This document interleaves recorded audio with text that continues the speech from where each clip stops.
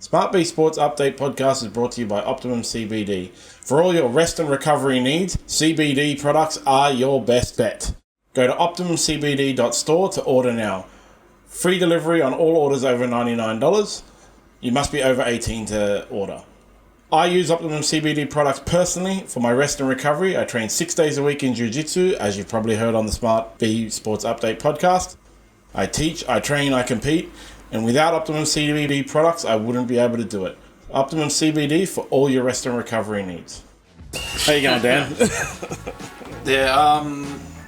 Doing better than the Aussie cricket team, thankfully. I don't know what that was all about. Well, what a nightmare.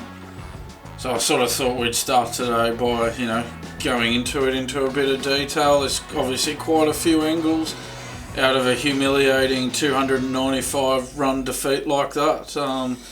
Who knows? Well, it's just they were on top for the very first innings of the match, bowled India out for 150, and then from there India just took over and dominated the rest of the game. And I think Australia deserve what they've got. I think they've been too complacent, too reluctant to address certain problems. The main thing is that their batting lineup at the moment just going terribly, and that they just haven't acted on. It's been quite obvious to any cricket observers what the problems have been in recent times, and that they just haven't acted. They've just let the problems fester, and here we are. We're in a big series, the Border Gavaskar Trophy. They're on home soil. Perth, it was supposed to be, to Australia's advantage, starting the series on the bouncy pitch in Perth. That was the whole idea of starting in Perth, was that it was going to give Australia that advantage. Of course, Australia much more used to playing on the bouncier pitches out here as opposed to the pitches in India, which are much more spin-friendly and keep lower. But India just showed Australia how to play in Australia, and it's embarrassing for the home side. Yeah, it was quite the... There's no other word for it, embarrassment. And they had the whole thing with the Pakistan one-day match series before, and then they rested players in preparation for these tests. We discussed that last time. Pat Cummins going to Coldplay. When it comes right down to it, they were terrible. All of them. Like there was. We've got a lot to talk about. That's for sure. One person I know was saying like they just feel so sorry for Nathan McSweeney. There was all that conjecture leading up to the team being announced who was going to be the opener, and David Warner was going to come out of retirement, and they picked McSweeney kind of out of left field, and he got a 10-0.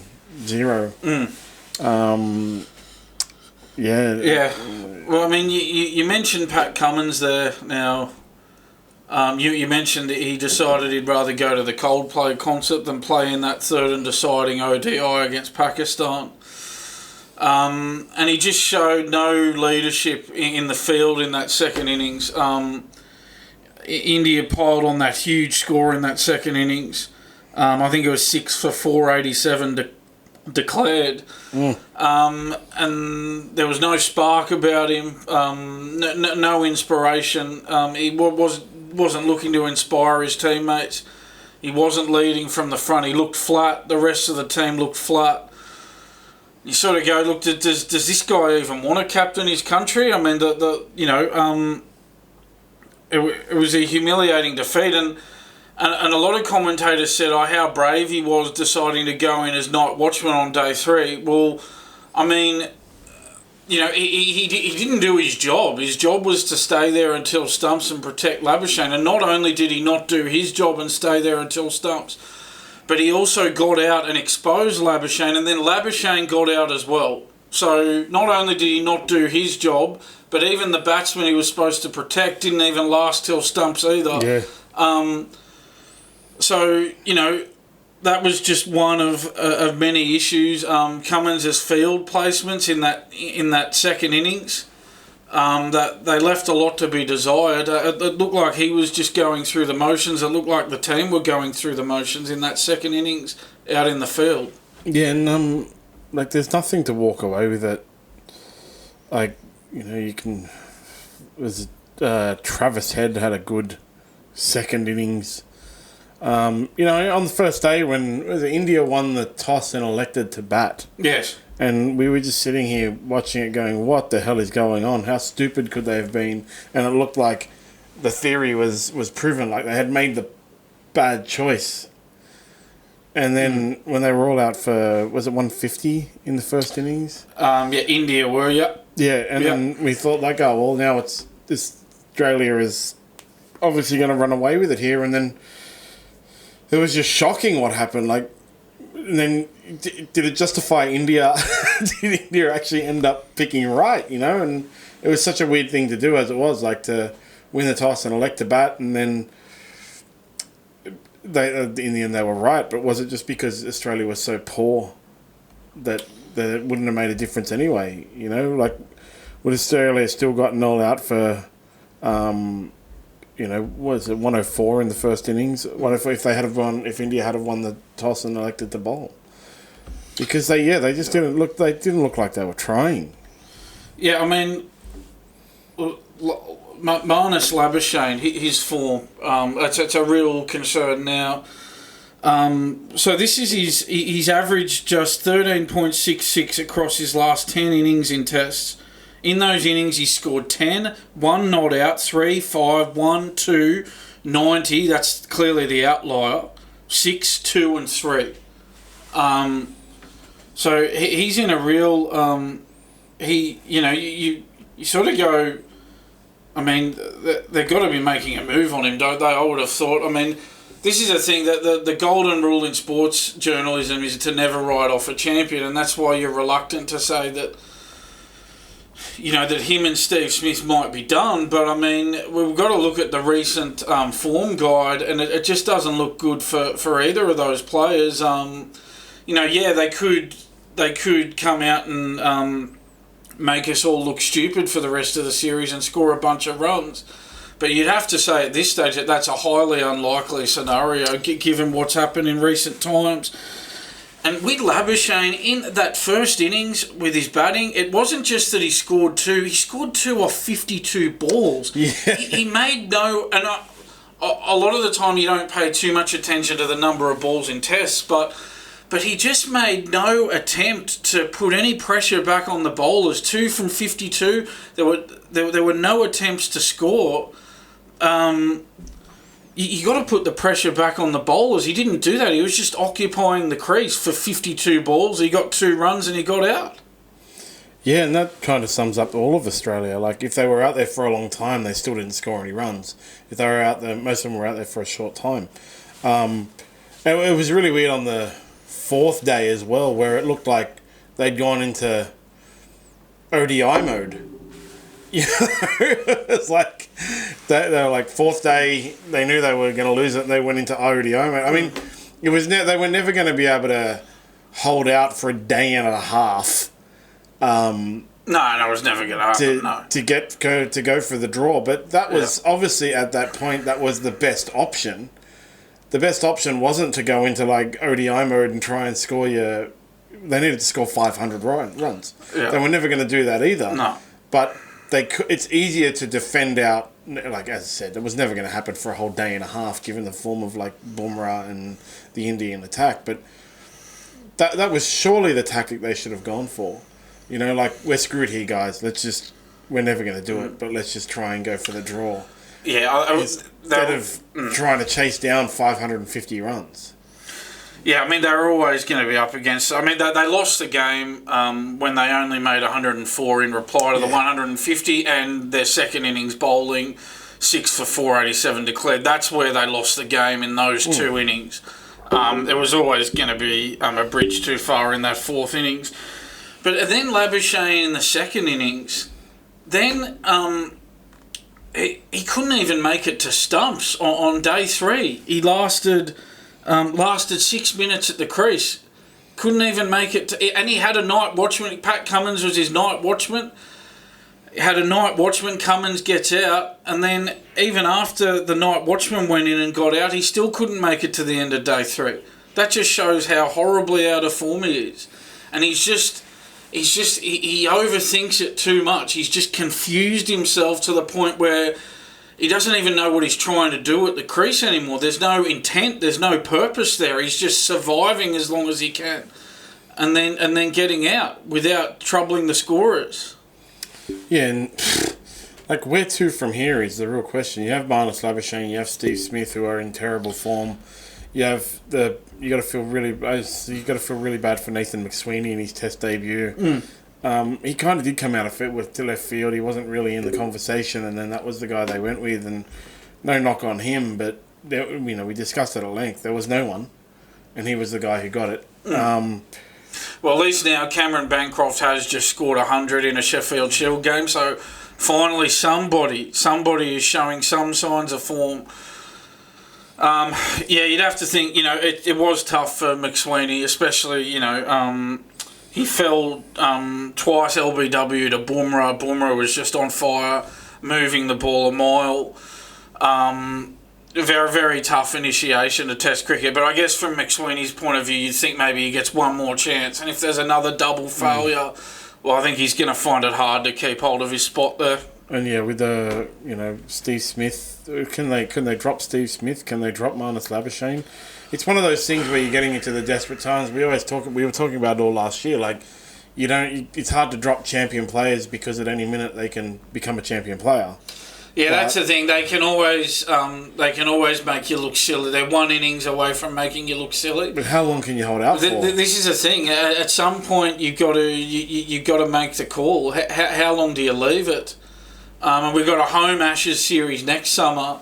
It's just hard to see at this point how those two players are going to survive until that point. If they go to Adelaide on the 6th of December for a day night, and it's the same again, then the Australia has to win the next 3 because it's the best of 5, right? Yeah, best of 5, yeah. Yeah, and Australia have to win the series because India have the trophy at the moment. Yeah, so India can draw the series, Australia have to win it. If Australia go out and lose the second test in the same devastating fashion, then they have to go and win the next 3.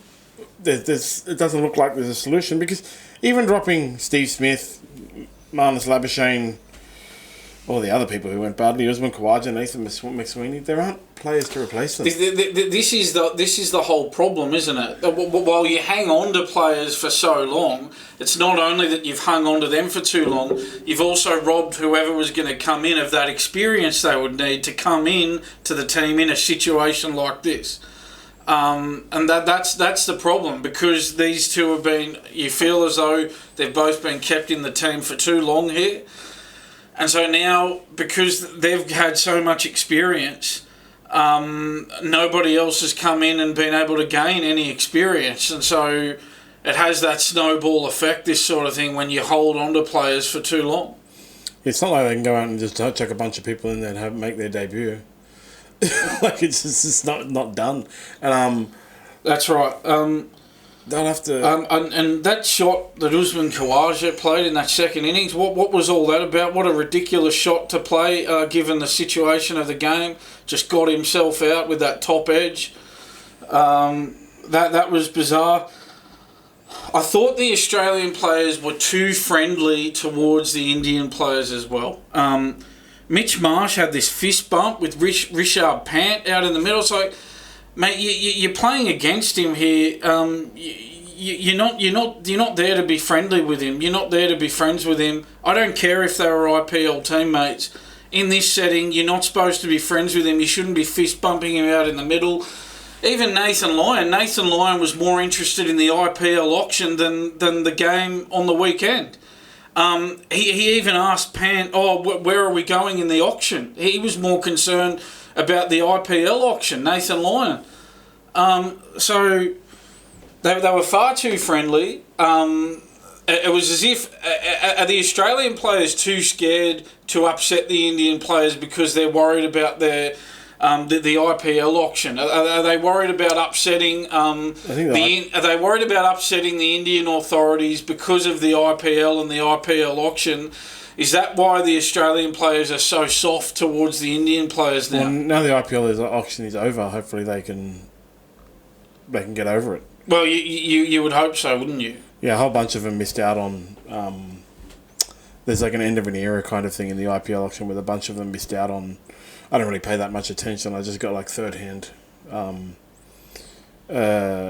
outcomes. Like, so Steve Smith and Dave Warner didn't get picked up. Yeah. And I think Mitch Marsh was the highest paid one last year, record.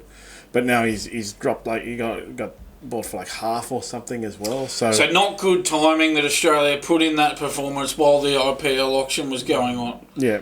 Because it's cost them at the auction table. Exactly. Like, if that's what they were caring about, they made the completely wrong. And that's right. And you look at I think body language is a big thing in these test series, these big test series. And I know Virat Kohli's not the captain of India anymore. But I'll tell you what, he's got a presence about him. You just look into his eyes, and if you're an opponent of his, you fear him. You're scared of him. He's a guy who's out there to win. You can tell just looking at him. He's got this real presence about him. He really wants to win every moment, every game he's playing in. And you know what? Australia don't have any players like that anymore. You know, there's two other Australian cricketers, or one in particular. The only other Australian player I can think of who has had the same presence about him was Shane Warne. Yeah. Shane Warne was the only Australian player I can think of who had that same presence of him just being there, intimidated the opposition, intimidated the opponents. Australia don't have anyone like that now. They're all just too nice to everyone. Virat Kohli went out there, and I know, again, as I said, I know he's not the captain, but he may as well be the captain. I'll tell you what, he's a leader without the C next to his name. He's just got this, you can just see the fear he puts in his opponents. You can just see it. It's a real presence he's got about him in the field, and he backed it up with that 100 not out in that second innings. A great effort from him as well, and I know he's had a lean patch lately.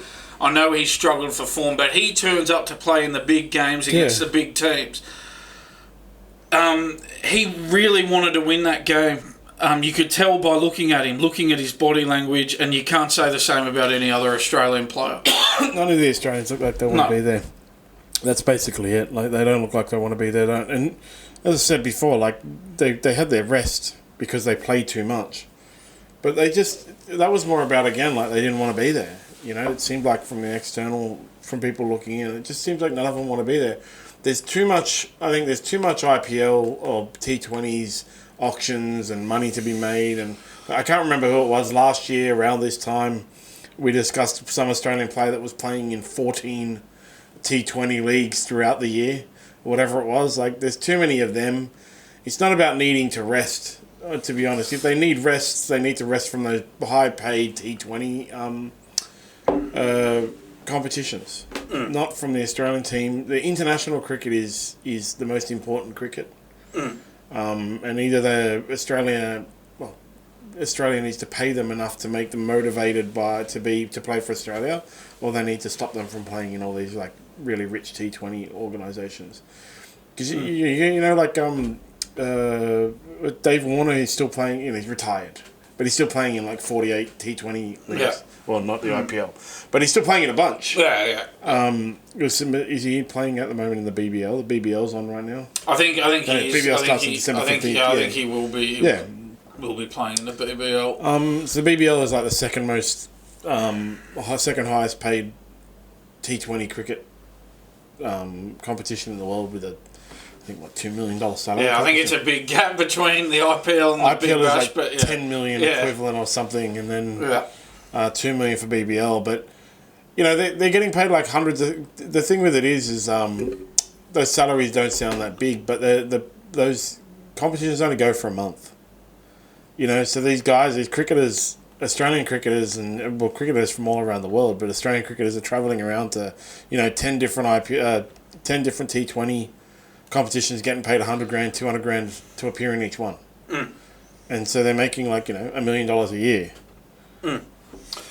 and then stop caring about Australia, playing for Australia. Yeah, and whereas by contrast, you look at India, who, well, the last few times now that they've been out here, they've come out here with a clear plan to win. And it's on the back of Jasprit Bumrah, of course, who took 8 wickets in this test. Every over. and Mohammad Siraj took 5 wickets. Now, you go, well, how's India done so well out here? Now, I mean, they won the last 2 series out here before this one, and now they've gone 1-0 in this series. If you look back, if we go back to 2020-21 when they won 2-1, Siraj was India's leading wicket taker for the series with 13 wickets. When they were here, the time before that, in 2018-19, Jasprit Bumrah was the equal leading wicket taker for the series with 21 wickets. They won that series 2-1 as well. Siraj took 5 wickets in that game on the weekend. And, yeah, as I said, Bumrah took 8 wickets. Bumrah was man of the match. So India's gone out and gone, we need 2 quick bowlers who can move the ball around, we'll take them to Australia and we'll beat Australia. And they've done it twice in a row, and it looks like they're about to do it a 3rd time in a row. As soon as the ball's moving around, the Australian top order can't deal with it. And I don't see any way they're digging themselves out of this. I mean, well, you can go back to the ODI World Cup, and after the first 2 games, everyone wrote Australia off. Like we wrote Australia off. It was the same kind of thing, and then all of a sudden they went on. They suddenly became good because Adam Zampa stopped singing the national anthem. But that's what it looks like right now. Again, it looks like they played so poorly. You can't, and India played so well. You can't see a way for it to flip on its head, given the last year worth of Australia's. The Australian players' participation in Australian cricket. It's highly disappointing for everyone. I haven't seen anybody. Normally people will give them the guys, it's all right. We'll come back for the other 4. I haven't seen anybody who has any hope.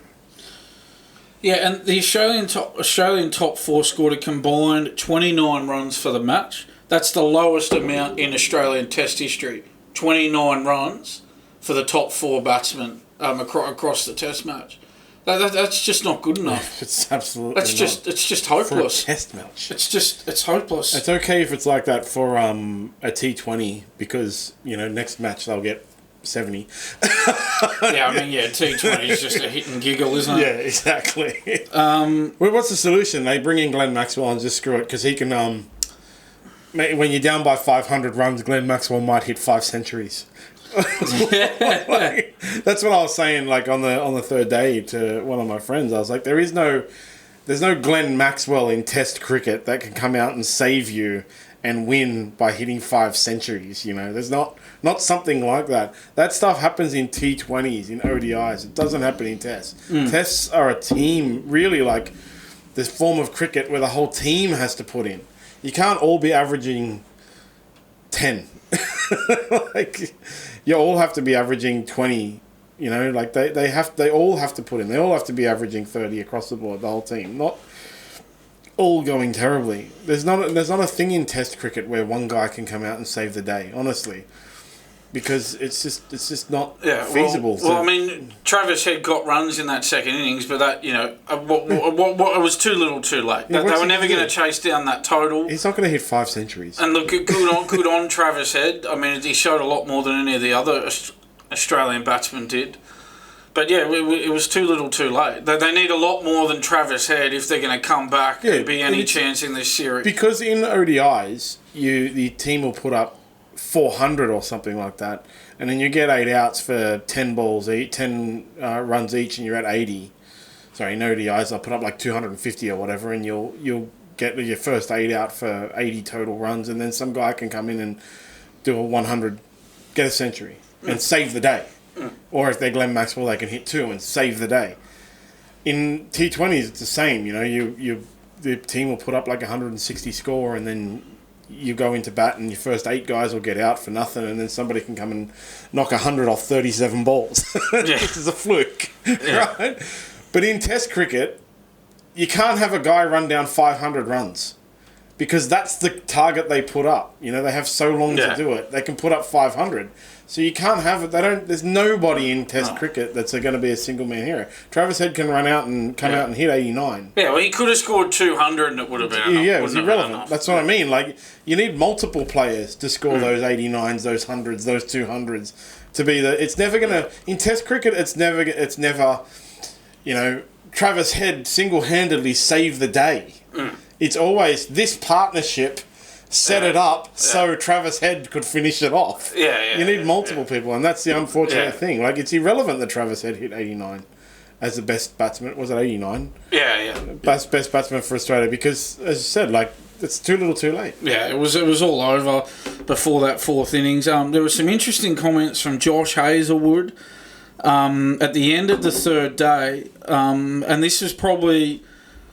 shows a bit of frustration coming out from the Australian bowlers that the batsmen are not pulling their weight. We might remember that late on day 3, McSweeney got out, and then Pat Cummins, as we talked about before, Pat Cummins went in as night watch when he got out. Then Labuschagne went in and he got out. It was just a calamitous end to day 3 for Australia. And Josh Hazlewood was asked about it at the end of day 3. He was asked what his team's approach would be from there, and interestingly, Hazlewood said, and I quote, "You probably have to ask one of the batters that question." I'm sort of relaxing and trying to get a bit of treatment. I'm looking mostly to next test. There's a bit of passive-aggressive about that. That sounds like... Well, it sounds like tension in the ranks, I would have thought. And look, I mean, the bowlers didn't do their job in the second innings either. No, they did in the first. The bowlers did half their job. They did their job in the first innings, but not the second. The batsmen didn't do their job at all in either innings, on the whole, apart from the Travis Head exception we talked about. But, so there are clear signs there of tension in the ranks. You can see the frustration. Someone like Josh Hazlewood, who was easily the best of the Australian bowlers, he took 5 wickets for the match. He went for only 2.23 runs and over in the first innings and 1.33 in the second. Even in that second innings where all the other bowlers got carted around, he only went for 1.33 runs. 5 wickets for the match for Hazlewood. So you can sort of sympathise with him. I mean, he's doing his job, and the batsmen are not pulling their weight. And, you know, you can't have it both ways in the media. You want the players to be honest. So you can't really have a go at them when they're honest. So I'm sort of like, I'm with Josh Hazlewood on this one. It's time for the Australian batsmen to step up and do their job and not rely so much on the bowlers. That having been said, apart from Josh Hazlewood, the bowlers from Australia were disappointing in that second innings. Yeah, well, what batsmen are there to step up at this point in time? Who do you see doing it? Well, the only one that comes to mind is Cam Bancroft made that 100 in Sheffield Shield, so that gives them another option if McSweeney... I'd say if McSweeney doesn't come good in the next test, and look, to be honest, I'm not sure how many Sheffield Shield games are on in the meantime between now and the third test. I'm not sure if there's a game or not. I think even the players know nobody knows. Yeah, look, if there is a game that Bancroft is playing in and he can maintain his form, well, then he is an option, I would say, to come in for the third test. You'd probably give McSweeney one more chance, I reckon. If he has a double failure again in Adelaide, then I think he's going to find it really hard to hang on to his spot. Yeah, there are no more... There are currently 2 Sheffield Shield matches going on. Yeah, I think one of them's the one where Bancroft got the 100. Tasmania, I don't know what he plays for. Tasmania versus New South Wales and Victoria versus Queensland are currently on. And then, the next one started on Friday the 6th, same day as Adelaide. So, whatever team Cam Bancroft plays for, nobody knows anything about the Sheffield Shield. Come on. Like, nobody. What team does he play for? He's Western Australia. Oh, okay, there you go. So, he's finished. He's not playing again. He's not between playing. Now and the third test? No. Oh, the third. Oh, no. Yeah, it's just because I think McSweeney will keep his spot. So, no, actually, for the next game. He's playing on Friday, 6th of December. It's New South Wales versus Western Australia. So, it starts on the same day. They'll be playing in Sydney. Okay. So, he does have one more chance to shine. Okay. Well, keep an eye on that because I think he might come into calculations, to be honest. But he did get out for 0 in the first innings, didn't he? And then he got 105. Yeah, so, well, I'll tell you what, given how dry the well is for players who might adding be wanting to come 105 to it, again, like, you know, it wouldn't have been as bad. We would have had 2 players we were talking about actually having good knocks. Travis Head and Cam. Still would have lost. It was, but yeah, I don't know where to from here. We'll see what happens in Adelaide. It starts on the 6th of December. It's a day-night test, and it'll be proper day-night for both the players and us. So that's next Friday. Yeah. I was just going to mention as well, just before we move on from this, we have had a detailed discussion. I don't know how much you caught, how much of the test match you saw, but just some of the commentary I thought was just... No, I didn't listen to the commentary. I just watched it with the volume off. It's just...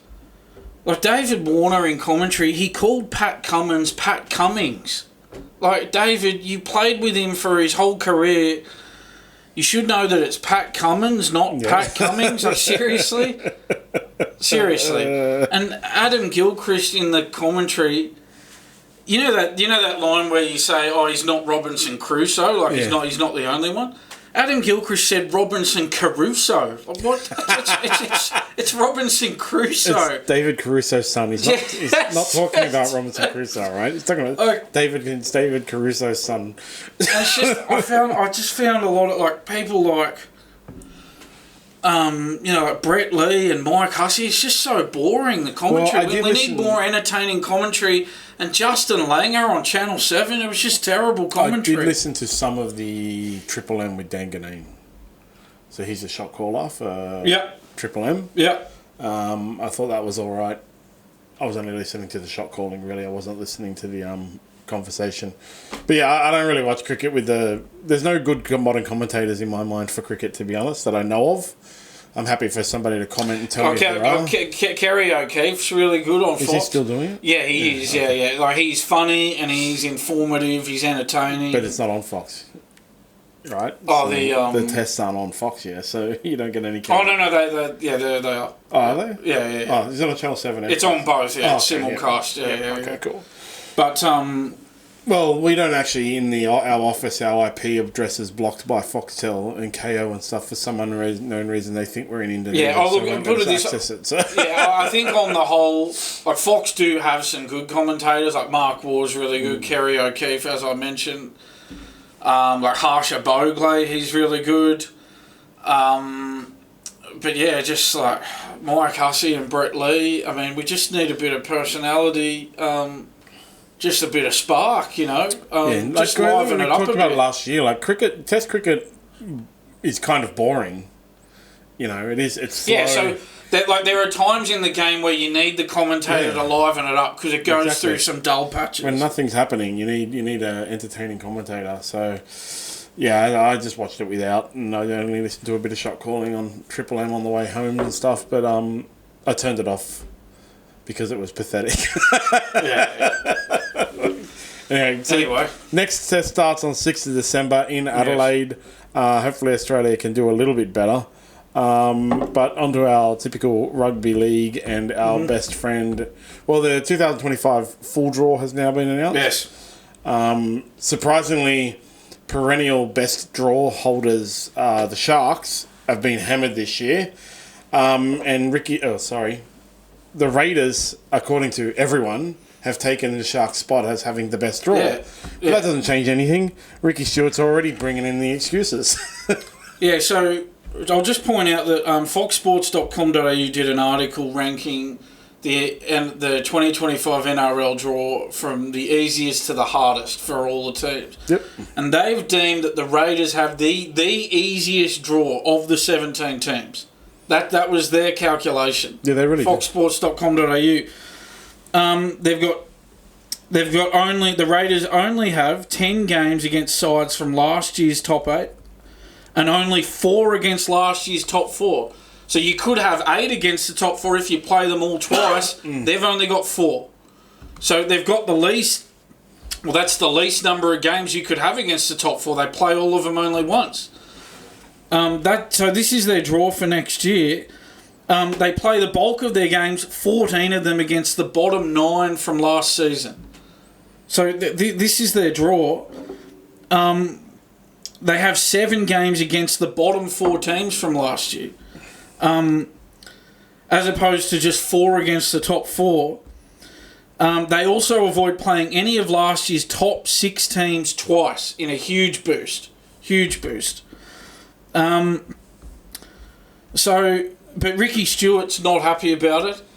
He spoke to Code Sports and he says, it's the most imbalanced draw that I've had since I started coaching. That's what he said. Really? He says, and I quote, it smells of, oh, well, it's only the Raiders. He says, I can't complain about Las Vegas. We put our hand up for that and are excited by it. But what follows on after that has left me stunned. I don't know what he's going on about, given everything I just read out and given that, as I said, that article which stated that they have the easiest draw of any of the 17 teams. Everyone who's rating Raiders is having the easiest draw. They have the easiest draw. Honestly, they have the easiest draw. Unbelievable. They have the, as I said, the top 4 from last year teams. You got to think about those top 4, who those top 4 are as well, right? They only have to play them once. Many other teams have to play them twice. Who are those top 4? The Panthers that are probably going to be top 4 again. The Melbourne, they'll be the top 2 again. Yep. The Roosters, who are most likely going to be the top 4 again because they consistently get top 4. And the Sharks, who, although a lot of people were surprised they got top 4, they got top 4 last year and they're always in the 8. So, at the beginning of the year when we do predictions, we'll have to organise some predictions for this year, proudly brought to you by Vic Sophios. We can go through our predictions, but us and I can guarantee at the beginning of the year, and I'm sure all fans will put those 4 teams in the top 8. And three out of those 4 teams everybody's probably going to put them in the top 4. And so the fact that the Raiders just have to play those guys only once is a massive thing. But then it comes down to all the other stuff. Like, he's kidding himself. Yeah, and it's not just the top 4. They avoid playing any of last year's top 6 teams twice. It even goes down to the top 6. It's not just the top 4. Who are the other 2 in the top? Well, the Bulldogs came 6th. It's been a while since people have said, it's been a while since people have said, they avoid playing the Bulldogs twice as if it's... Wow. I'm really not used to that. But you mentioned Vic Sophios before. He actually pointed me in the direction with this. He commented on our last episode and he said, no doubt Ricky Stuart will feature next podcast regarding the Raiders draw next year. He's not happy about the amount of travelling, even though they have the easiest draw. Cry me a river, son. So thanks, Vic, for... pointing us in this direction. Basically, I'm an investigative journalist now. Yes. But the guy's he's already setting up his excuses. He's got a 5-year contract, new 5-year contract, even though his team's done nothing. And he's already setting up his excuses. At the end of the year, if they miss the 8, he's going to go, it's because of the travel, it's because of the draw, and the media is going to go, he's right, poor Raiders. Yeah. Whereas all the people on the internet and the fans are going to go, seriously, dude? Seriously. And it's because they missed the 8 this year. We're still in 2024, right? Yep. Yeah. Feels like next year, but it's not yet. They just scraped into the 8 last year, and they only scraped into the 8 because teams like Parramatta and the Rabbitohs and the Cowboys were fighting for it, and Raiders fell into like a lucky win-loss kind of situation. It was one of those things where we need those guys to lose, and we need this one to win, and we need those guys to... So he's already setting up for failure this year. Yeah, he's as you said, he's planting the seeds for if they don't go well again. He's got 2 excuses. One is the Las Vegas excuse. You watch, if they have a slow start in the first 6 or 8 rounds, his mates in the media will all say, they've had a bit of a hangover from Las Vegas, so they've got that excuse. So he's got one excuse for the early part of the season, and now he's setting up his excuse for the end of the season if it doesn't go well. He's going to say, I told you before the season it was because of our draw. As you say, even though they've had, it's been ranked the easiest draw out of any of the team. By multiple media. And he says, it's the most imbalanced draw that I've had since I started coaching. And you're on the best side. The most imbalanced draw I've had since I started coaching. Yeah, well, you know what hasn't happened since he started coaching the Raiders? They haven't won a premiership. They've now gone 11 years without winning a premiership, this team, under his guidance. I like he's bringing up Las Vegas, like, we put our hand up for Vegas. If you've ever watched the TV show Veep with Julia Louis-Dreyfus. Seinfeld alone. Yeah. There's an episode in it where one of her political opponents is linked to doing torture in Afghanistan when he was a soldier. And so she stands in front of like a word cloud generator and says like, now I'm not saying Danny Chung participated in torture. If Danny Chung participated in torture and just keeps repeating those two words while saying that he didn't do it, and then behind her it's like, Danny Chung, torture. So that's I feel like that's what Ricky Stuart's doing right here. Like, I can't complain about Las Vegas exhaustion because we may be exhausted from Las Vegas, but we put our hand up for Las Vegas even though we may have exhaustion. He's setting that up as well. Like, because at the end of the year, he can go, we did have the Las Vegas thing, and I know we put our hand up for it, but it did really badly affect our season. And then, as you said, second half of the season, he can go, we had to travel, and it was an unfair, unbalanced draw, as I said at the beginning of the year. And this excuse, it's unfair because of huge early travel load totaling 48,000 kilometres.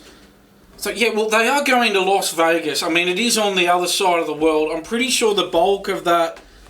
Obviously, Las Vegas is going to take up a lot of that distance. And they've put their hand up for. Obviously, Las Vegas is going to be a much bigger trip than New Zealand or Brisbane or Melbourne. Australia to Las Vegas is 14,000 kilometres. So is that one way? Yeah. Oh, so both ways is 28,000. All right, so 28. So 28,000 of the 48,000 Ks are taken up by a trip that they put their hand up for. So forget about 48,000 and look at the 20,000 Ks, and it's probably not that much different from most of the other teams. Every other team. Seriously, because every other team has to travel. The Raiders are closer to Melbourne than other teams. You don't see the Cowboys. I don't even know who the coach is of the Cowboys. Oh, Todd Payton. Oh, yeah, he's a New South Welshman.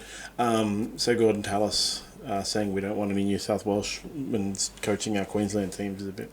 But yeah, you don't see North Queensland complaining. They always have to travel to Canberra sometimes. Yeah, and the Warriors, they have a long way to travel every time they play an away game.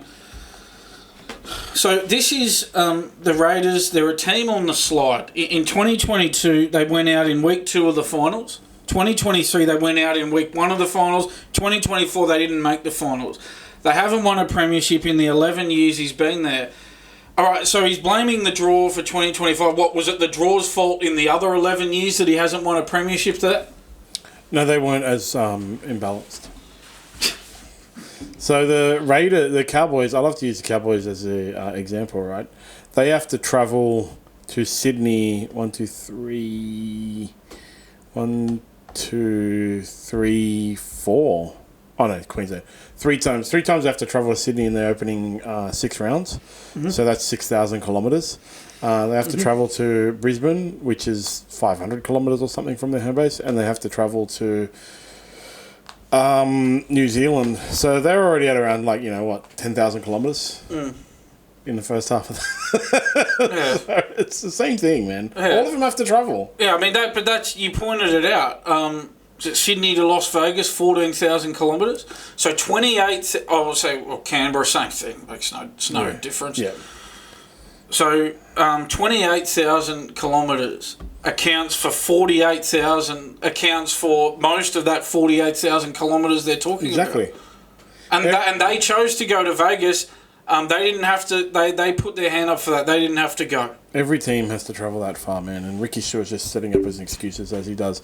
Get ready for the Ricky Stuart bingo card. I think we might make one and chuck it up on our social. Here's the Ricky Stuart excuse bingo card for the year. Should have a competition. Whoever gets the bingo first gets $1,000. That competition is not official. More still on the draw though. Yes. Roosters have got a pretty good one as well. Yes. Which is, they really need one. Yeah, well, some fans are not happy. They think the Roosters have been looked after with this draw. So they've been looked after during the Origin period. All three of their buys dropped between round 10 and round 17. The Roosters. They'll have to do very little travelling outside of Sydney for the whole of the 2025 season. Just a little bit over 10,000 kilometres. And to put it into perspective, in the 1,920 minutes of footy, the Roosters will play in the 2025 regular season. Almost 1,440 of those minutes will take place in Sydney. So they do have a fortunate draw here, the Roosters. A lot of fans are not happy about it. They think the NRL are looking after them. Why would the NRL look after them? Whenever you have a conspiracy theory, I always want to know the reason for it, right? This is why I can never get into the flat earth one, because if you ever ask a flat earther, why would they do that? Why would the world hide, like these rich conglomerate of people hide the flat earth from everyone? They can't give you an answer. Why would the NRL help the Roosters? Yeah, there are powerful corporate people at the Roosters who, Well, if it really came down to that, right, wouldn't it be the Broncos get the best draw every year? Why? When I say why, I mean like this year. Why would suddenly the NRL be helping the Roosters out? Why? According to that same Fox Sports article that ranks the Raiders as first, the Roosters have the 9th best draw as well, so they're on the right, sitting in the middle. The Raw puts them at 10th. So you would think if it was a corporate type thing, the teams that have the most sway really at this point in time, you would say are the Bulldogs, the Broncos, the Roosters, the Storm. They're the most corporate buddy with the NRL type team. So why wouldn't they be the top 4 best draws? Yeah, well, you do mention that the Bulldogs are the only team who will actually do less travel next season than the Roosters. They'll do 8,213 Ks as opposed to the Roosters with 10,371. So I guess the Bulldogs in that regard have done well out of the draw as well, though. Yeah, and the Bulldogs get to play the Dragons, Titans, Eels in round 1 to 3, so they get the awards easier start to the season. I'd say it's probably more, in terms of what you were saying before, why would the NRL look after the Roosters? It's probably more from the fans' point of view. It's probably more a perception thing, because obviously there's a perception that the Roosters, we all know about the salary cap sombrero. So that's the thing. There is, and of course, there's no evidence of this, but you do hear stories. So I guess it's probably coming from that perspective. They're probably going, well, look, there's been some instances where there's some pretty eyebrow-raising, signings that they've made, given the highly talented roster that they've had. I understand why people would think there might be some kind of conspiracy theory. But what I think they should ask themselves is, why would the NRL do it this year as opposed to every other year? Why would the NRL just go, you know what, guys, this year we've really got to take care of the Roosters. 2025, we've got to make sure they get a good draw, right?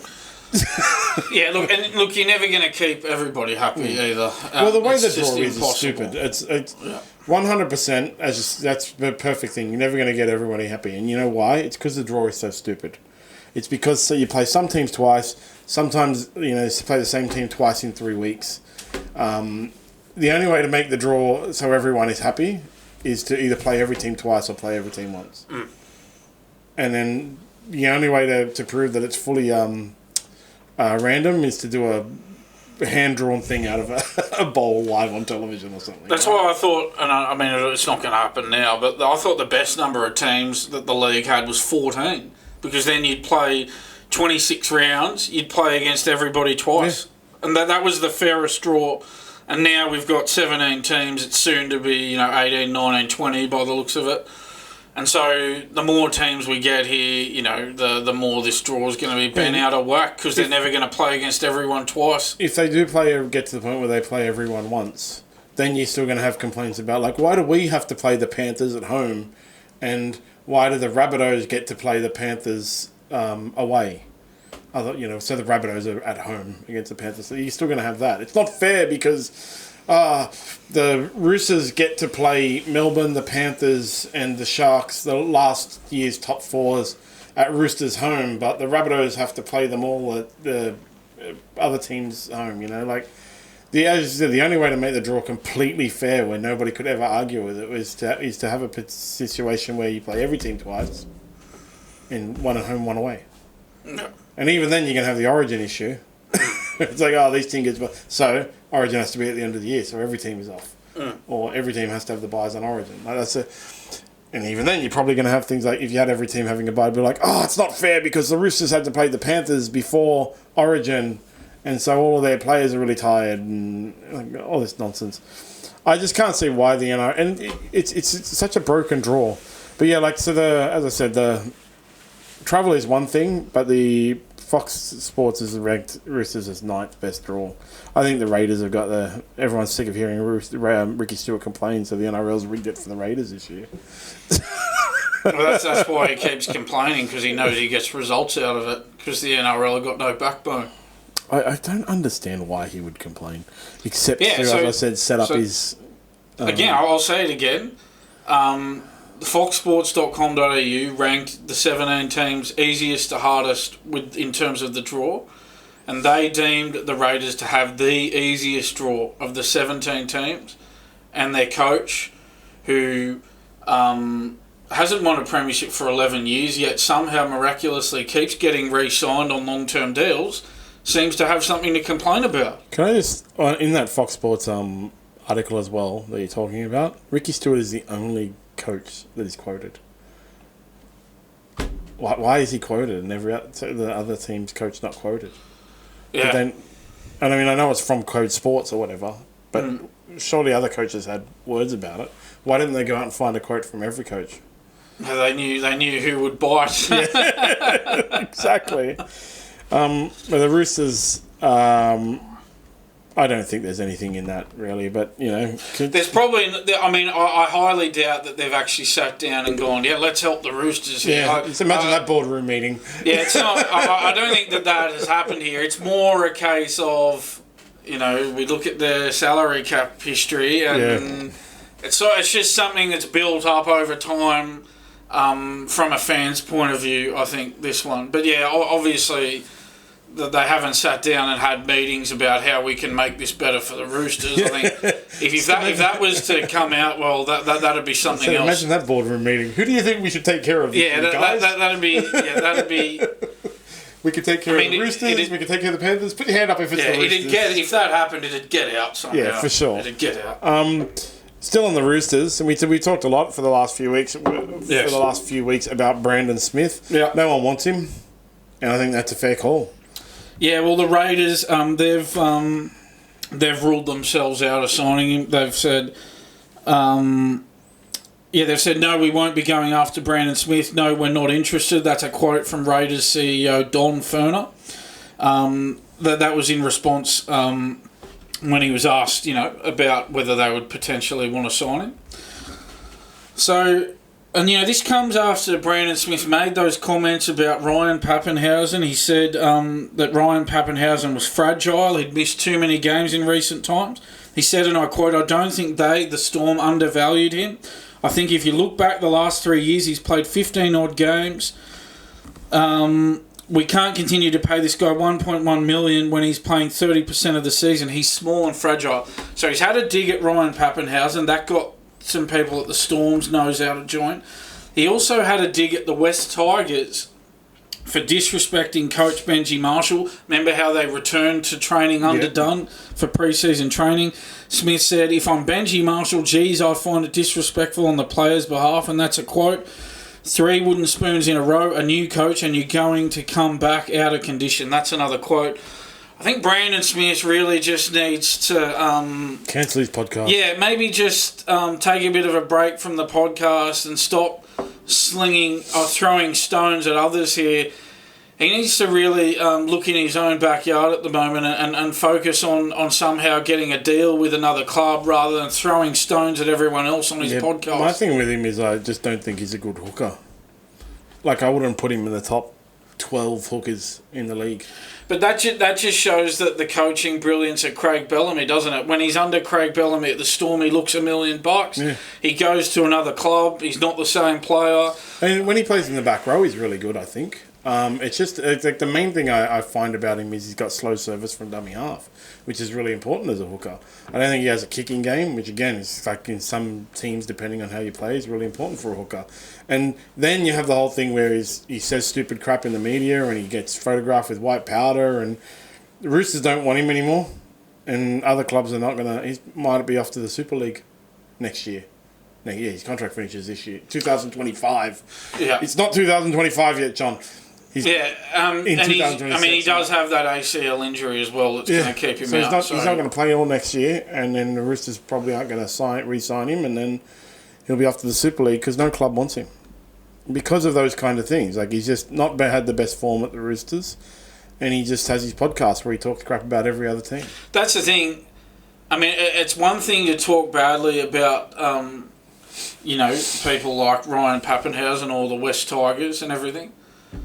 But don't do it when you're in the midst of not knowing, of having an uncertain future, of your club clearly not really wanting you anymore, and you're looking for another club yourself. It's probably not great timing to then go having a go at others. There's a lot of people who look at that and go, oh, well, we're not going to... well, other clubs are going to look at that and go, well, we're not going to go near this guy. Yeah, exactly. Because he's too much money and he causes too much trouble. Exactly. But he could go to the Broncos and join Ben Hunt, who's finally signed with a new club. Yes. Yeah, so Ben Hunt, it's official. He'll be playing at the Brisbane Broncos under Michael Maguire next year. He's agreed to a 2-year deal worth around $600,000 a season to return to the Broncos. I guess the Broncos are preparing, and we will get to this in a bit. There is another story on Ezra Mam as well. But the Broncos are readying themselves for Ezra Mam to be rubbed out for up to all of the 2025 season as a result of that car accident, that very unsavoury incident. So I guess, Ben Hunt is another option for them now, and he's going to play at 5'8", according to this report, with Adam Reynolds there at halfback. That's bizarre. So, it's going to be a combination of Adam Reynolds and Ben Hunt. Who's in the number halves. 9 for Broncos?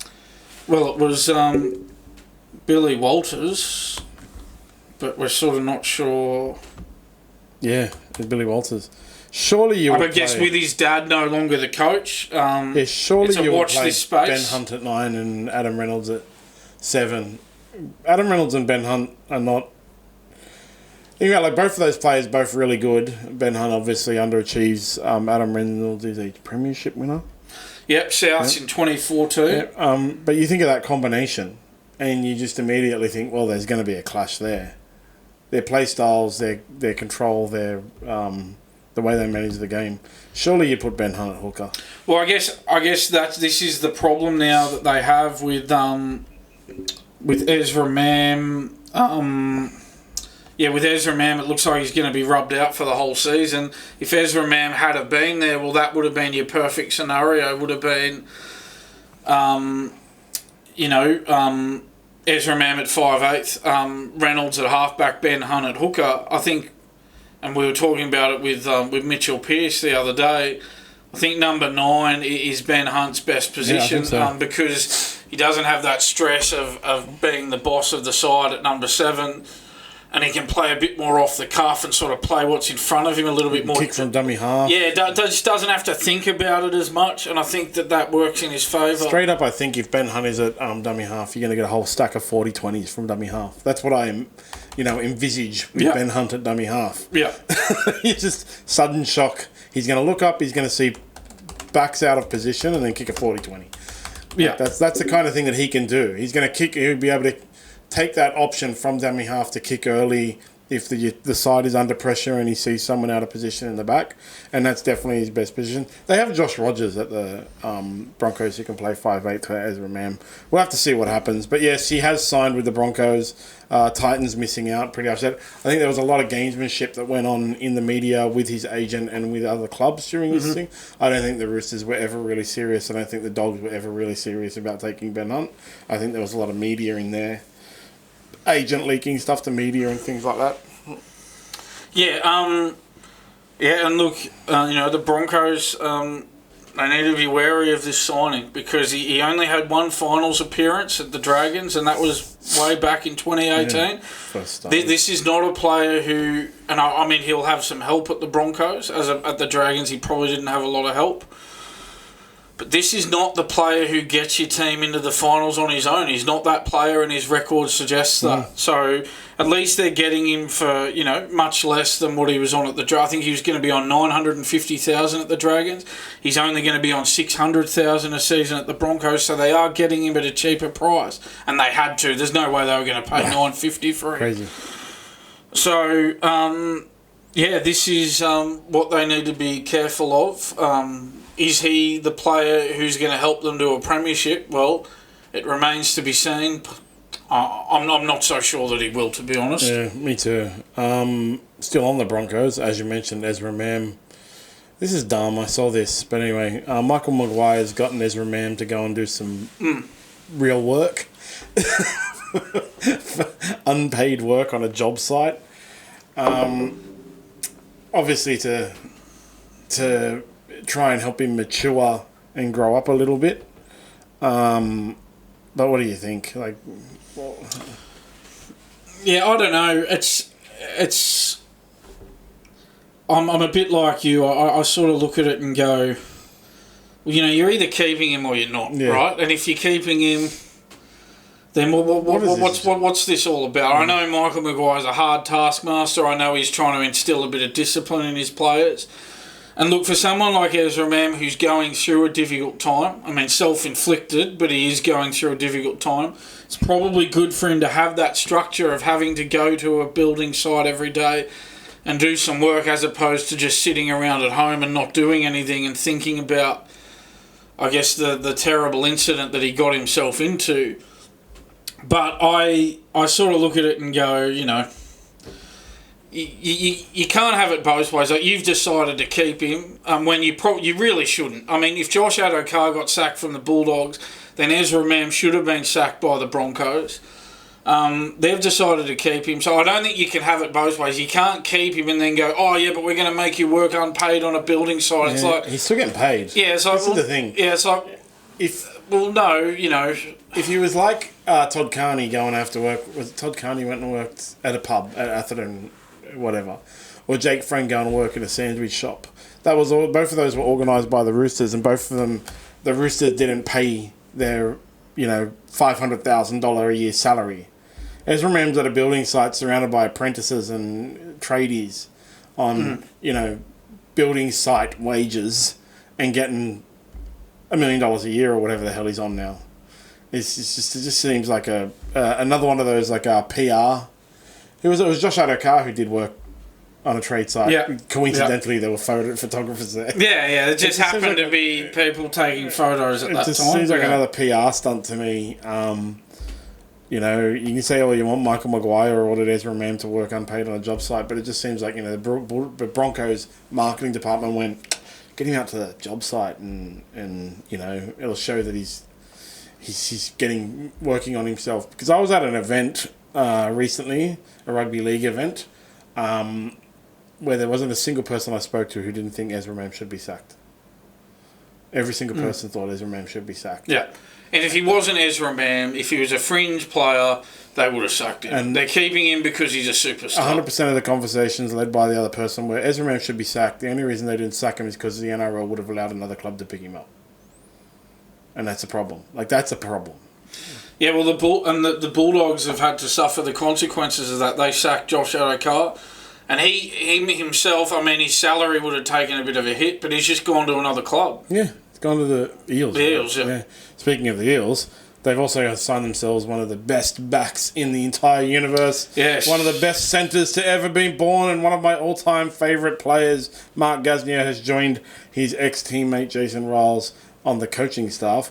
What's Gaz doing over there? Yeah, well, I put this on the rundown because there's some Dragons fans who are a bit upset that Gasnier has gone to work for the Eels. 100%. They're a bit, I guess, upset that, the Dragons didn't... Well, 100%. The Dragons didn't hire him, I think Matt Cooper's another one who's previously revealed he was knocked back when he offered to work with the Dragons outside backs as well. Lame. So, that guy was one of the greatest and best defensive centres in the history of the game. There's an awesome video of him manhandling a Rabbitohs player, I can't remember who it was, who's about to put down a try. Cooper's rippling biceps just like poof, as he lifts the player up back over the try line. It's there was a lot of thing with the history of Mark Gasnier is a little bit sordid. There was a lot of anger about him leaving and going to rugby union. But people had to have to understand that the reason he did that was because he was promised a bunch of third-party sponsorships and the money never came through. So he had basically financially planned his life around earning a certain amount of money, and the money didn't come through. And it was a lot of fault that should have been laid on the Dragons that was swept under the rug.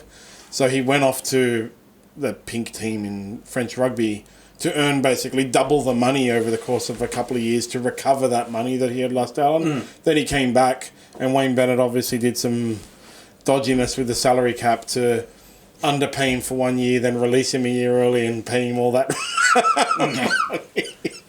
to win him a premiership. Yeah. But they should take care of it. The Dragons should have snapped him up. Him and Matt Cooper. Yeah. So he's gone to help his mate Jason Riles there at the Eels. Riles said, and this was when Riles was working as an assistant at Melbourne. He says, and I quote, "I actually got him down to Melbourne several seasons ago when I was there as an assistant a couple of times, and the boys were really receptive of his input. I always kept that in mind that if I was to ever get a job, I'd get him involved again." And so now he's acted on it, and he's got him doing it got him in a role working with the Eels outside backs. Dragons have a real problem with this, where they just don't seem to treat their legends very well. And you wonder why. They're a club who could use some help from their legends. They have all of their historical thing with the Dragons, right? They have the walk, that a lot of places do, where you walk up and there's all they have so many immortals and all that kind of thing, right? And they honour them at the grounds. But they're more recent legends. Dean Young was let go. Ben Hornby was let go. I think Dean Young's back there now. I can't remember. But I think he is, I think he was the one who sat in that infamous review. Yeah, he's back there now. He was let go for a while. Ben Hunt, Ben Hornby was let go. Jason Riles was let go as a player, but also, they could have brought him back when he was looking to get into coaching. Mark Gasnier, Matt Cooper. Just think of all these guys. You have Jamie Soward was the NRLW coach. He's been let go now as well because the NRLW has been underperforming. But they just don't seem to treat their recent legends very well. And I think that'll eventually come back to bite them. Because it's, we've talked about things like this before where the treatment of the players tells other players from outside the club, it gives them more of a, I should go there. And when they look at how Mark Gasnier has been ignored, Matt Cooper's been ignored and so on, and other players will go, maybe I don't want to go to the Dragons because if I go there and do really well, That's the thing, they'd be thinking about post-football career options as well. Players obviously are going to be thinking about life after football, and a club that looks after their players after football gives them a job at the club. Well, that's going to give them... They're going to have a lot more incentive to go to clubs who do that than clubs who don't, like the Dragons, seemingly, who seem to snub their legends all the time. Mitchell Pearce talked about the Roosters and how loyal they are if you show them loyalty. Even though he was let go and went to Newcastle, he comes back, he's working there now, and he's looked after, and he's a Rooster through and through. You got, like, the Bulldogs. Like, James Graham didn't finish his career at the Bulldogs, but he works at the Bulldogs.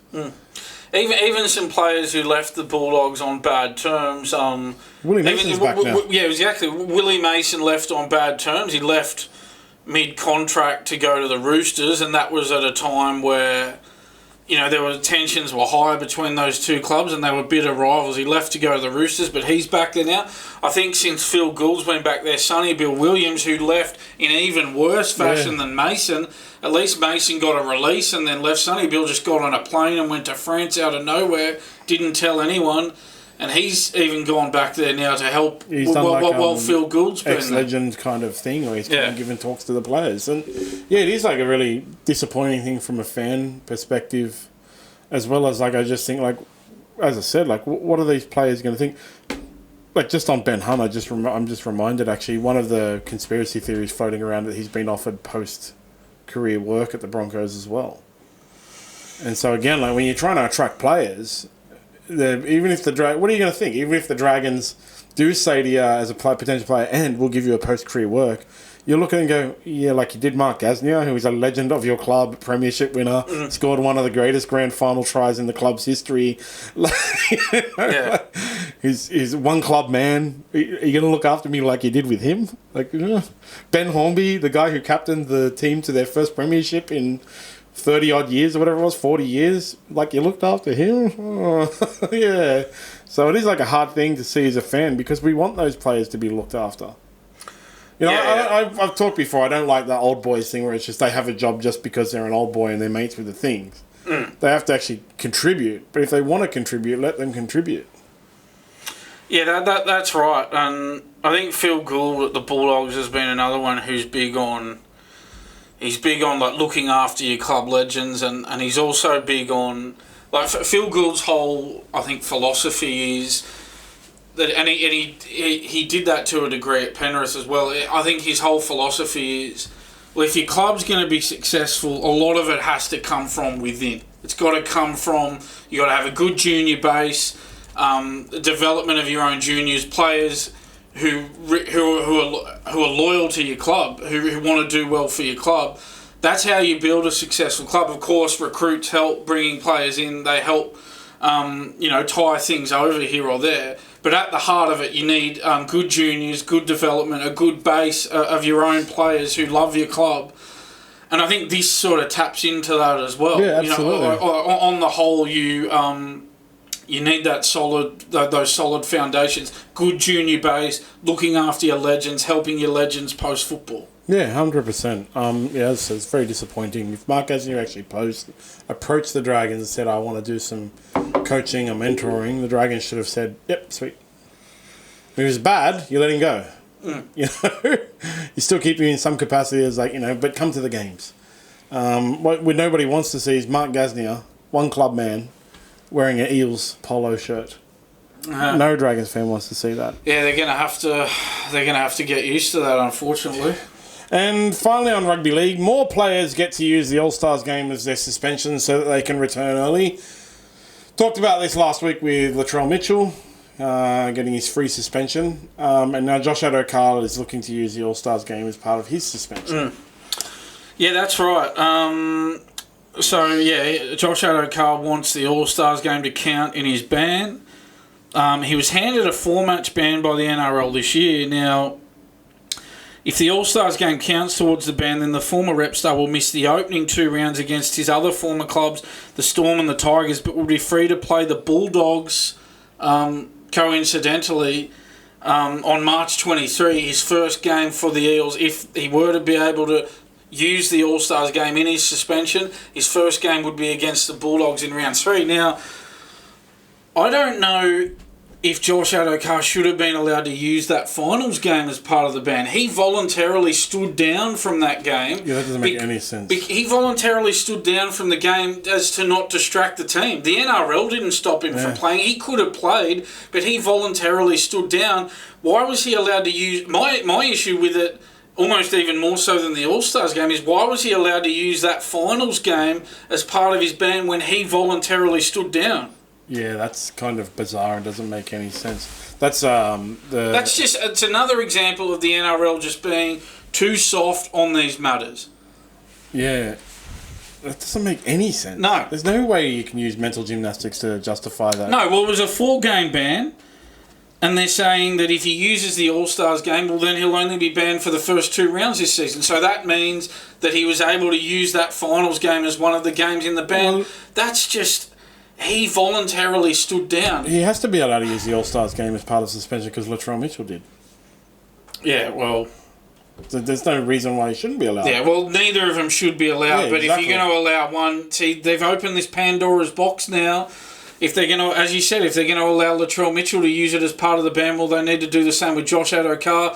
And they just look weak in the... That's just weak leadership again from the NRL. What's the point of the suspension if you can just use all these sort of tricks and things to get around the suspension? And yeah, this is the thing. They gave him a 4-game ban because he failed a roadside drug test having tested positive for cocaine. This isn't somebody who can then be bargaining about which games he's going to be using in his suspension. He's been punished as a result of a misdemeanor. He can't then go and say, oh yeah, but I'll use that game where I voluntarily stood down as one of the games. I'll use the All-Stars game as another game, and then I'll only miss the first 2 rounds of the new season. No, the 4 games should have been the first 4 games of the NRL 100%. Season. They need to be stronger on these matters, the NRL. They're too weak. It's bizarre. It doesn't make any... There's no way to justify it. You can't use any mental gymnastics to justify it. That's it for rugby league. In other sports, the strangest thing in the entire universe happened out of nowhere in the AFL. Yes. Out of nowhere, we suddenly get a statement from the Swans that John Longmire has stepped down as coach. Mm-hmm. Did anyone expect that? Was that a thing?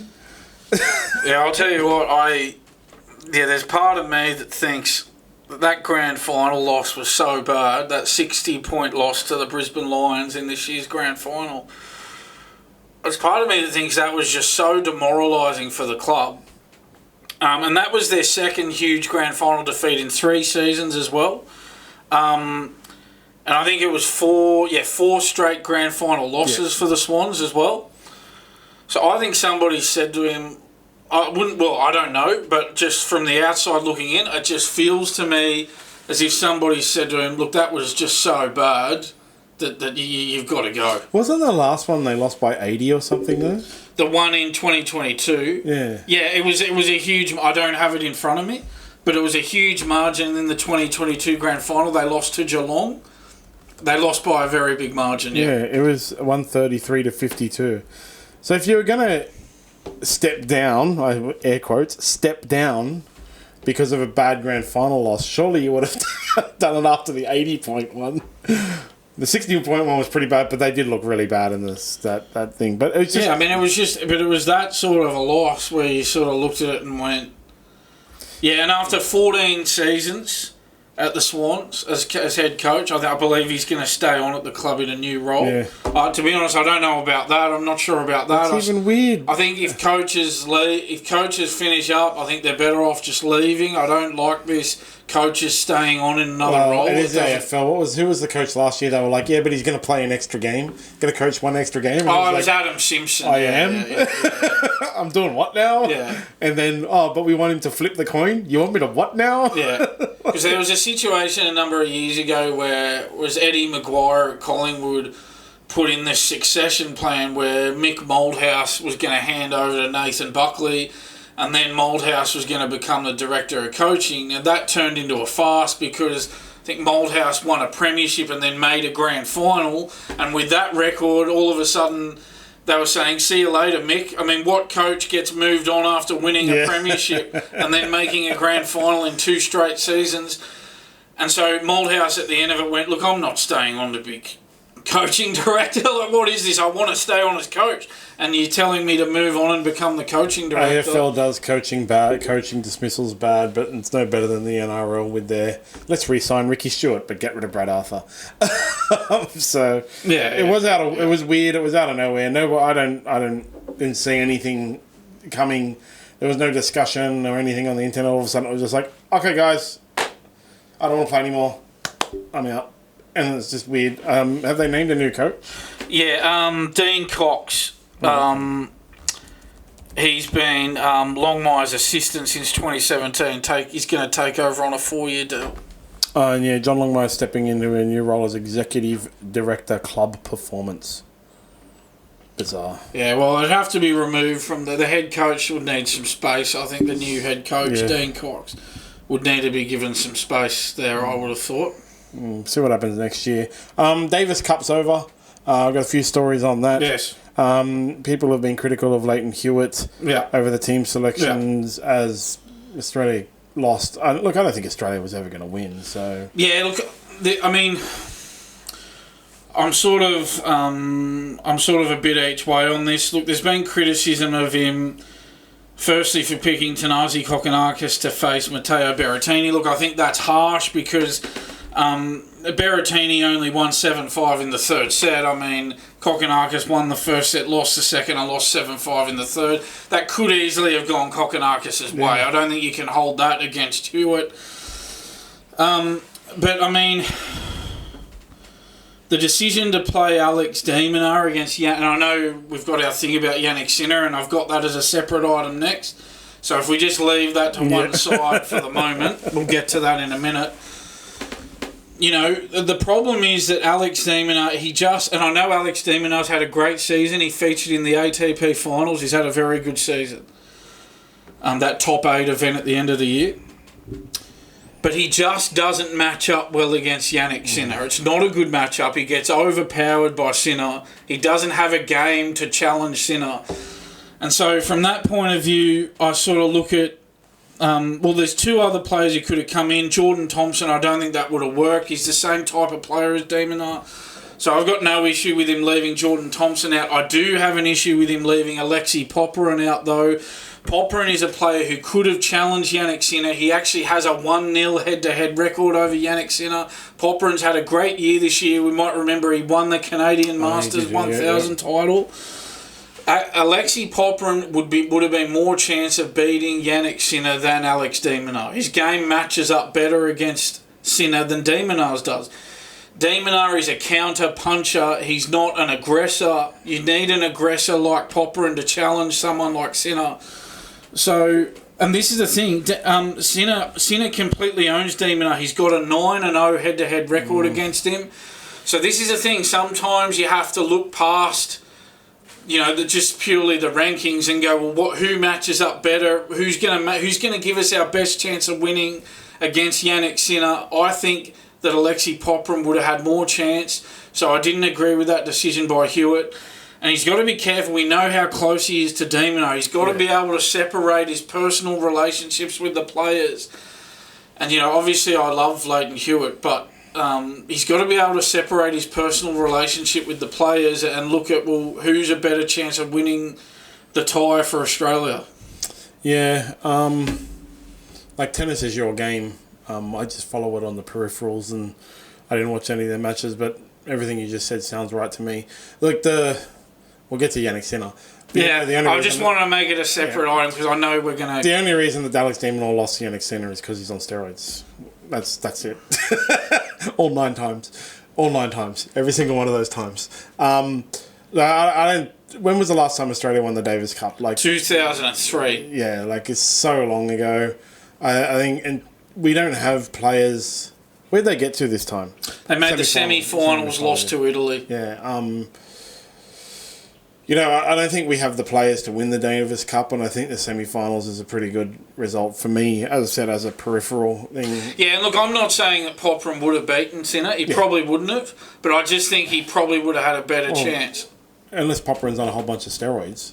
But that's the thing, Popyrin even beat Sinner, Popperin has a 1-0 record against Sinner. The only time they played Popperin won. Imagine Popperin against Sinner if Popperin was on steroids.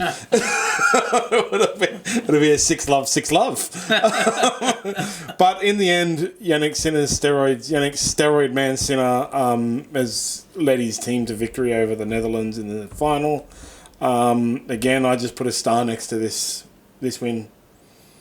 If it's in rugby league and out of your 17 players, one of your forwards pops for steroids after a grand final, I put a star next to that win. And it's the same here. Even though Davis Cup is a team game, every one of the wins that Jannik Sinner has to help Italy to win has a star next to his name. So Jannik Sinner beating Alex de Minaur puts a star next to his name. Doesn't matter if he's a better player. Yeah, well, Jannik Sinner won his match in straight sets in the final. Italy beat the Netherlands 2-0 in the final. So, he's won the Australian Open and the US Open this year, Sinner. But yeah, obviously it's under this cloud. WADA has since appealed the ruling to the Court of Arbitration for Sport. A date for the hearings yet to be announced. It seems like Sinner's most significant opponent is WADA and the Court of Arbitration for Sport as opposed to anyone else out on the court at the moment. He could be facing some sort of a ban here. The longer it takes to get into the Court of Arbitration, the less likely anything will happen. That's pretty typical of... Right, is that right? Yeah. Okay, so the longer, the less likely he is to be banned. Yeah, because you can think of it because there is... As much as you want to think that it's all just about, it's a black and white rule, right? It does come down to, as you said, he won the Australian Open, he won the US Open, he's now won the Davis Cup. And he won the ATP Finals as well. ATP Finals. Yeah. So the more they add, the more, there's money involved. So it's really... Think about rugby league when Melbourne got stripped of all those premierships. Right? And how it actually puts a big pall over the last 20 years of the sport. Because 2 of the years have no premierships. Right? And so the more they add, and there's a lot of money in tennis, a lot of world influence, the more longer it takes and the more titles Jannik Sinner adds to his thing, the less likely it is they're going to go, you know what, we've got to overturn them all because we've got to overturn the last 10 things and he's got to return millions of dollars in prize money and all that kind of thing. So, I hate steroids. I do jiu-jitsu, and I support the fact that jiu-jitsu, if it's not against the rules at ADCC, they can all be on the steroids. It's not against the rules. Yeah. They can all be on this. They can all screw their bodies. They can all get their stomach infections and ruin their lives. It's part of the rules. The second it's banned, you're not allowed to do it. And this guy's not allowed to do it, and he did it. And no matter what you come up with for your excuse. It's beyond ridiculous. Yeah, he tested positive for the banned substance clostebol in April after he successfully appealed both immediate provisional bans. In August, Sinner announced his anti-doping case after an individual tribunal ruled that he bore no fault or negligence for the positive test and was free to continue playing, and less than 3 weeks later he won the US Open. So... yeah, that cloud will continue to hover while the authorities look as though they're not doing enough about this sort of thing. Yeah, stupid. And then still on the Davis Cup, obviously Rafael Nadal has ended his career completely. A lot of tears. Yeah, he lost. He played one last match, a singles match, lost in straight sets 6-4, 6-4 to Botic van der Zandschulp.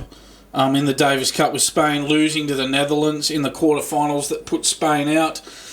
And so Nadal's career is over now. He retires with a 29-2 win-loss record in Davis Cup singles matches. He actually lost the first match of his career to Yuri Novak in 2004. Then he won 29 straight matches before that loss to Van der Zandschulp. So, very impressive career. And we went through it last week, that extraordinary record. Second most number of majors for a man with 22 behind Djokovic with 24. 14 French Open titles. So he won the same. He won 14 French Open titles. Pete Sampras won 14 majors in his career. He equalled Pete Sampras' career major haul at one of the majors. Extraordinary. Yeah, it absolutely is. Just one thing that I forgot, like I actually had this bookmarked. Can I just, regarding Jannik Sinner? Yes. And Klosterbowl, that was his yes. Thing, right? So, in the past 4 years, 38 Italian athletes have been tested positive for Klosterbowl. So, even for his thing, where he comes up with, like, it's my massage artist or whatever, my masseuse or whatever. This is the drug of choice for Italian dope cheats. It mimics testosterone. That's why it's banned. And so for him to say it was actually, it's very coincidental. If it had been a different drug, it would have been more likely that it was coincidental. But the fact that it's the drug of choice for Italian drug cheats, again, and this is the thing, and people will say, and I think I mentioned it before, but people have said, well, it was only a billionth of a gram in his system. That's such a small amount. Yes, but maybe that was all that was left in his system at the time of the test. He doesn't know how to cycle properly. He screwed up. I forgot about it. I had a bookmark to bring up when I saw the Jannik Sinner on here. And then just not quite finishing up with tennis because we've still got our tennis friend to talk about. Yes. But Novak Djokovic has hired Andy Murray to coach him. Yes, it's quite an extraordinary story, isn't it? I didn't see this one coming. That's bizarre. What's Andy Murray only retired this year? Yeah. This year, it's this year. Yeah. So can't judge the years. This year he retired very recently, and now Djokovic, like tennis coaching, you know more about it than me, but it's a little bit of a weird thing to me actually. Tennis coaching, it's not like. We talk a lot about coaches in rugby league. It's not like that because rugby league is a team sport. It's also not like. Even combat sports coaching. Combat sports coaching is a very unique thing as well. That is more akin to like rugby league coaching. Yeah, I don't know. Like it's more... one thing I would say is, and I coach tennis. Obviously, I coach kids. But one thing that I've noticed in my time of coaching is, and obviously maybe it's different at that elite level, but I'll tell you what, players make coaches. Yeah, players make coaches look good. Players make coaches look bad. That's what I think. That's what I'm talking about. Like, it's a very different thing. Yeah, you can do the same things with one player and they look $1 million. Do the same things with another player and they go nowhere. Yeah. And that's the thing about it. The players can make you look very good or make you look very bad. In this case, with Andy Murray coaching Djokovic, now what I think it's all about is, obviously we talked about Jannik Sinner winning 2 majors this year, the Australian and the US. I know they're tainted, but we'll just put that to one side for a small moment here. And 2 went to Carlos Alcaraz as well. Mm-hmm. So what I think has happened is Djokovic has gone, well, what are these little 1% areas that I need to improve on to get back at these guys, to start winning, taking majors off these guys again? And I think he feels as though Andy Murray's someone who can help him with those little 1%ers. Andy Roddick's actually praised Andy Murray for, and I quote, having the highest tennis IQ. Andy Roddick's got that rap on him.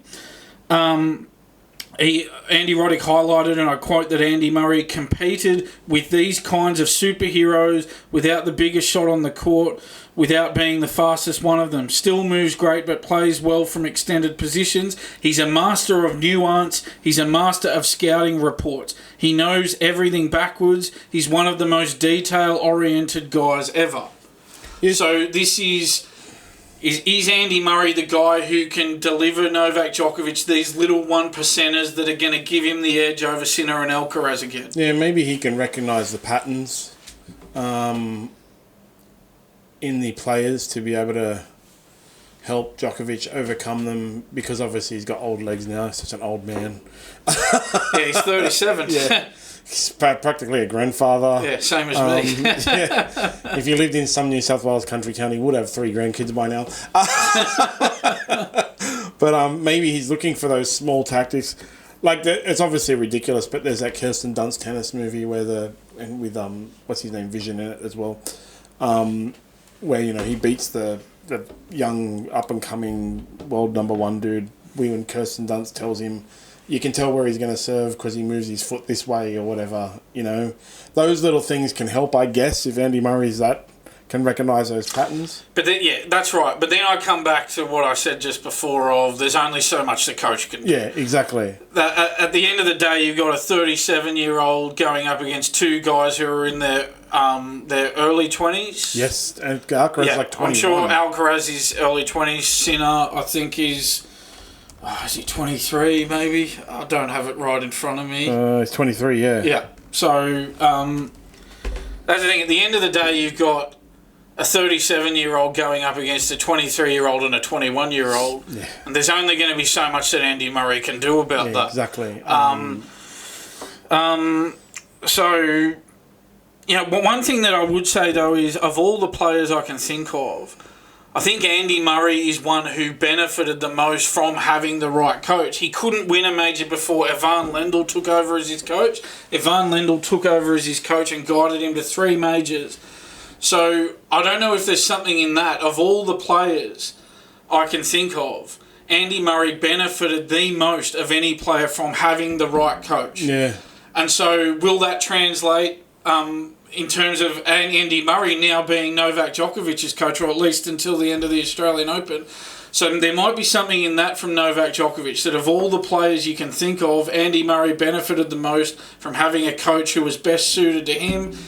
Can Andy Murray now have a similar impact on Novak Djokovic as a coach? We're about to find out. One thing that I think it does is it sort of puts a rocket under Djokovic, I think. It sort of goes, well, this guy's not done yet. He's still looking for ways he can come back at Sinner and Alcaraz. Yeah, well, we'll know in 2 months at the end of the Australian Open. It's around 2 months now till the end of the Australian Open, so...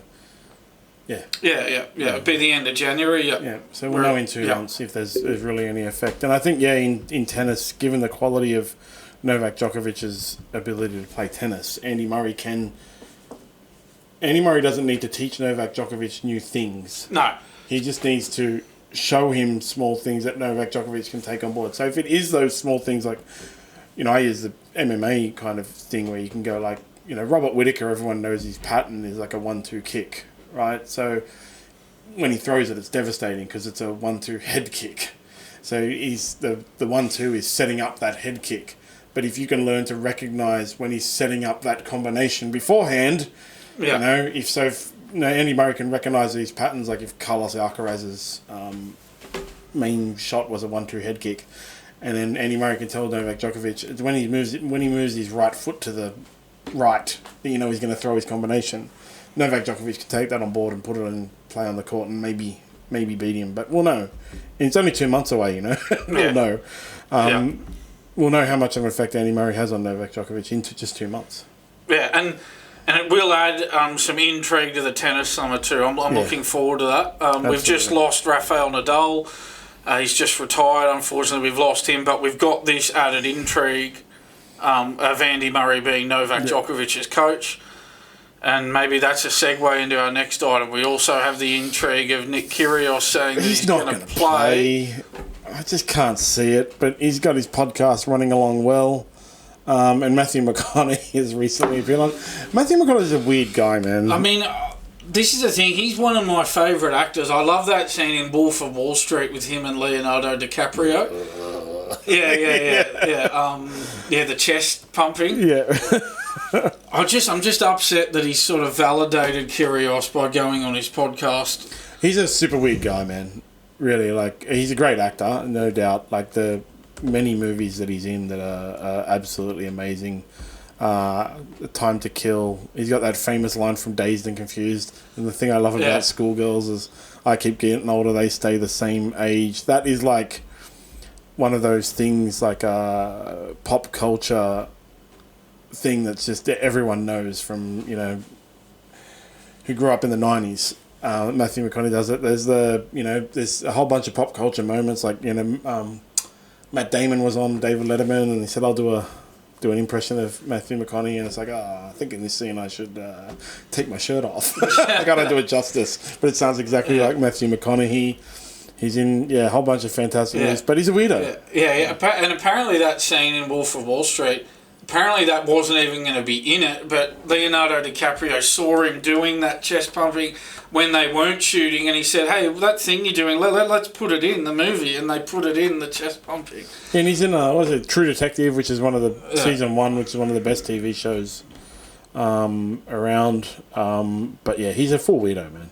Like, seriously, he's a full weirdo. Like, he's weird enough to go on Nick Kyrgios' podcast. I can never. He's one of those famous people that the non-movie, the whole thing in his personal life is just, you shouldn't pay attention to any of it. Like, he should not go on Nick Kyrgios' podcast. But then he has an argument with the people on The View. That's another famous clip of him having an argument with the people on The View. Yeah, like, where they ask him a rude question. You know, you see those videos on the internet of, like, top 10 rudest questions ever asked to a celebrity, and that's one of them. I don't know what the question was. He's got, like... I remember Lawrence Mooney talked about an event he went to where Matthew McConaughey was launching his... meant to do a speaking occasion thingy, and all it was an ad for whatever his alcohol was. He just spent the whole time talking about how everyone should buy and invest in his new alcohol enterprise. Like, yeah. Bit of weirdo. Definitely shouldn't be on Nick Kyrgios' podcast. No one should be on that. Nick Kyrgios should play tennis. It'd be nice if he'd actually get back on the court and start practicing for the Australian Open. Do you think he's training? Look, my guess is that he's not doing anywhere near, and this has been the story for his whole career, he's not doing anywhere near enough work that he needs to do. For a while, he just relied solely on his talent, and he got some results, like making that Wimbledon final in 2022. 13th in the world without trying. Yeah, and he won that Australian Open doubles title with Thanasi Kokkinakis as well.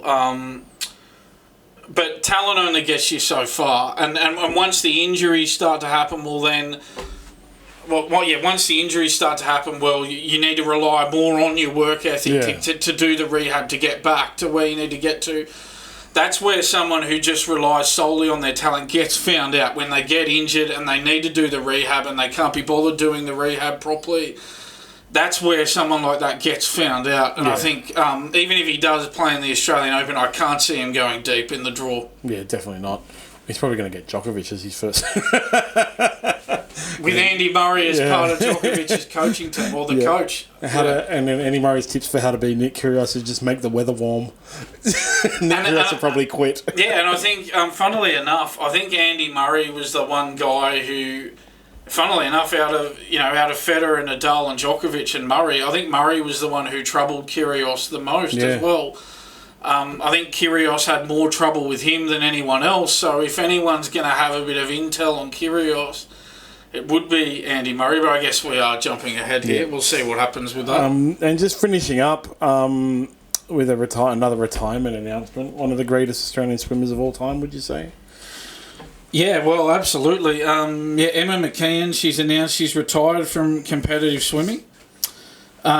She won 14 medals across 3 Olympics, including a record 6 gold medals. She'd already announced she's 30. She'd already announced that Paris will be her last Olympics. McKeon sits atop the table for the most medals won at the Olympics by an Australian, ahead of Ian Thorpe and Kaylee McEwen with 9 medals each. Her 6 golds also see her sit at number 1 in Australian Olympic history, ahead of Thorpe, McEwen and Molly O'Callaghan as well. So well done to Emma McKeon on a great career. Congratulations. I'm just reading. She's also the 7th most decorated Olympic medalist of all time. So she's regarded as Australia's greatest Olympian with those 14 medals across 3 Olympics, you have to say so, including the record 6 gold medals. The next Australian it's the same as what we talk about with the tennis, isn't it? Well, how else do you judge the best of all time than on major wins? Well, how else do you judge an Olympian than on gold medal wins? So and if that's the criteria, well, she's the best ever. She's the 7th, and the next to highest appearing Australian is Ian Thorpe at 49.